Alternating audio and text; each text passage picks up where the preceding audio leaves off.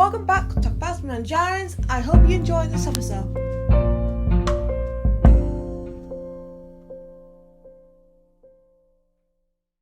Hello, and welcome back to Phasma and Giants, the show where two randoms are merged into one podcast.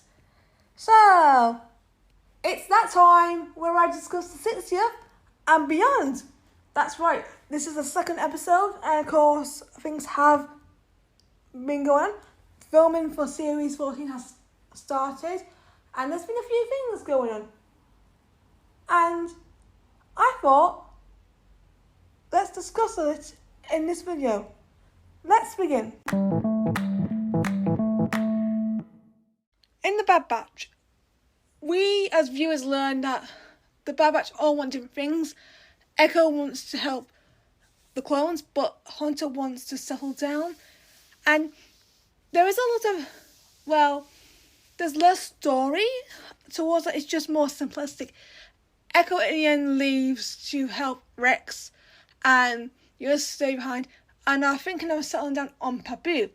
Meanwhile, in the Crosshair situation, he's starting to have second thoughts, especially after the Bad Batch attempt to help the clones, but it ends up working against them.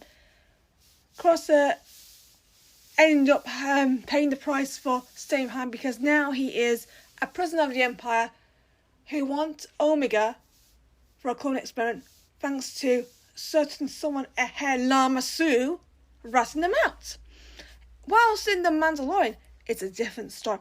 So far, Mando has been welcomed back into his combat after going to the mines of Mandalore. Grogu is now a foundling. Katan went from lazing around to being accepted as a member of the Children Watch, and she's learned to rise back to where she was. Whilst in the New Republic, following the Amnesty program, where Elia Kane and Dr. Pershing are trying to move on, Pershing, under the persuasion of Elia Kane, attempts to steal one of his old, not his old, but it's one of the old Imperial experiments to work on something to help the New Republic.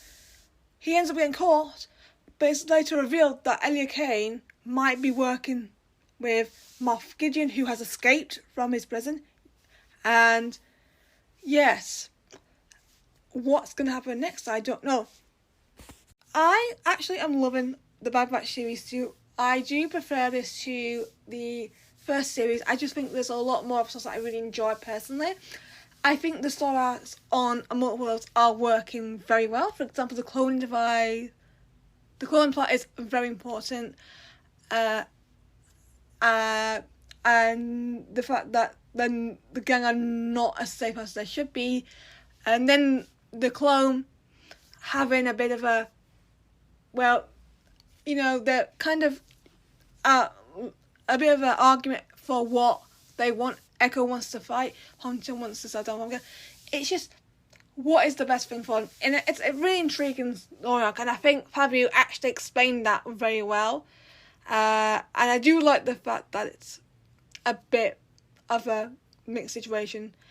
I think Crosshair's done really well. I gotta say, the episodes to me, some of them have worked, some of them don't have a major impact. They're just good, but like I said, they're still good and still good story arcs, because I feel Crosshair, it deserves way better.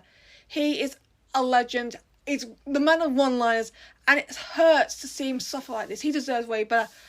I just feel for him. He deserves a lot of goodness now, and I think it's going to be interesting to see what happens next. I think Omega's done a great job. I understand a few people have criticised Omega. I have to say, she's a kid. She's doing what a kid does. She is entitled to be upset. And this is where I'm going to go to the Crossing for a big example. She's not happy. Obviously, she's new. She doesn't know the batch as well. And of course, she's young. So there's a lot of elements to there. And yes, she does lash out at the crew, especially Tech. But at the end of the day, what I love is the fact that it is Tech who kind of sorts the situation out. And here's the thing about Tech. That moment when he talks to Omega is a moment that will always be in my mind, because I I'm like Tech. I feel like Tech. Those words mean a lot to me. And if that can make a big impact, then I'm happy. And I'm so happy. I wasn't expecting that at all. So it's a very great moment.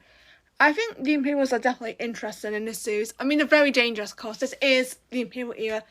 I think this is going to be interesting what happens next, because when I look at the comparisons, because not only the Bad Batch has gone, the Mando has gone, and they're kind of broadcasting at the same time for just a few weeks, so it does have a good impact.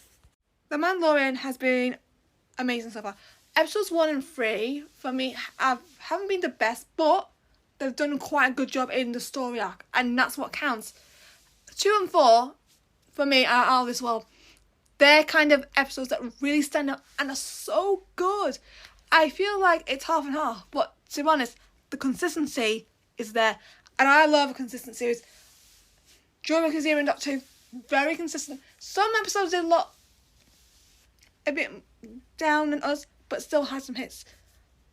This is like season 2, doing the same thing, and I think there's some special things about this. There is some great story acts. I gotta say, Kryze is bringing it on. She's definitely become one of my favourite characters. I think maybe it's just the performance of episode 2, and I think has kind of cemented her very well.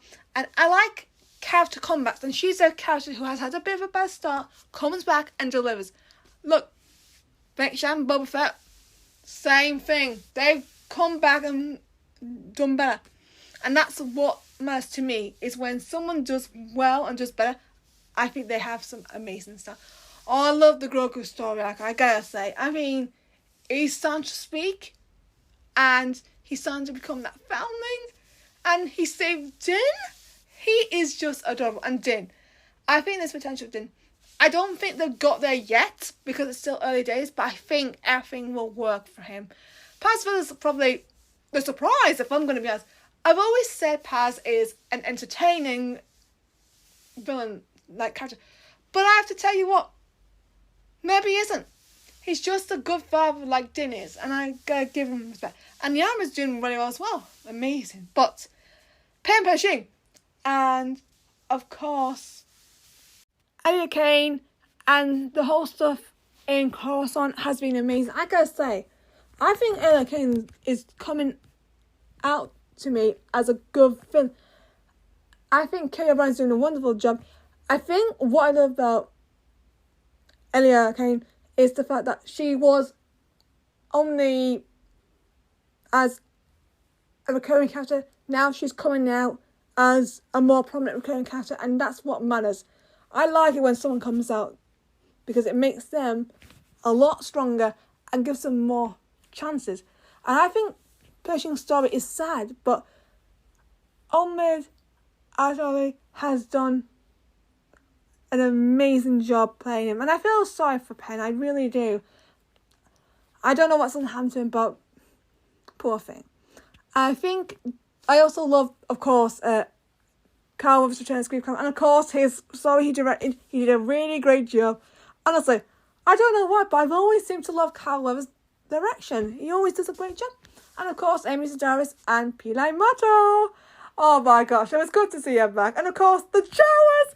I love the Jawas. And of course, those Anzellans. Oh, those chicken Anzellans. Honestly, I'm not over them. Would you want? I just love it. And yeah, it's just, the whole thing is working well. And I like that. One of my favourite moments from the Bad Batch has got to be when Tech comes clean about his emotions to Omega. Omega's very angry, and there's just something about that scene that really resonates with me, and I relate to it on Tech being different, and I just love him for what he is, and him being himself, and just explaining calmly what Omega is worried about. It's a really important scene. My favourite Mandalorian moment so far has to be the moment when Grogu flies to Katan. It's still one of those moments where Grogu comes to life, he listens to his dad, he races through the tunnels with Gem Face, defeats one of those monsters, and he's able to point it off for where he's meant to go. And even though after the struggle, he manages to get Bo-Katan aside. And it's just one of those moments where Grogu gets to work and manages to convince Bo to come out of the castle to help. And I just love it. What would I like to see happen next? Well, with Mando, I would like to see it continue what it's doing because it's doing a great job. But maybe try and merge storylines, then keeping them like all focused in one. Because even though episode 3 stands out, and it does stand out, I feel like I don't think they have time to do something like that again. I think if they focus on a little aspect, then it might help the story a lot. Because I do agree with my friends, I do agree with people. We need to see some proper movement, but also not losing the attraction I've seen throughout the series. With Bad Batch, now, I do have a few concerns about the finale, if I'm going to be honest. Maybe it's just because I've seen another show in 2020. I'm not going to name who it is. I probably will mention it at some point. But they were hammered by the last episode of the series. And this is hard because I love that crew and they deserve much better. I mean, it works. Fairness, it works. But in terms of the fact that it just was stuck in a group, the Bad Batch could be in that same position if this happens. So they're really going to have to put on a good show. And I have an absolute faith they'll do well. They've done so well. But yeah, if they can pull it off, I think they've got some good things there. So, but that's what I think about what should happen next. The next episode, of course, is going to be all about Star Wars Celebration. And yes, we're going to be celebrating a lot of content. There's going to be Ahsoka, Bad Batch, future shows. So there's a lot of things to talk about there. So we're going to have fun and have a good chat. Thank you for listening to this podcast. I hope you enjoy the last 2 episodes of Bad Batch and, of course, the rest of The Mandalorian. Please comment to me in the comment section below what you're looking forward to, and I'll see you next time.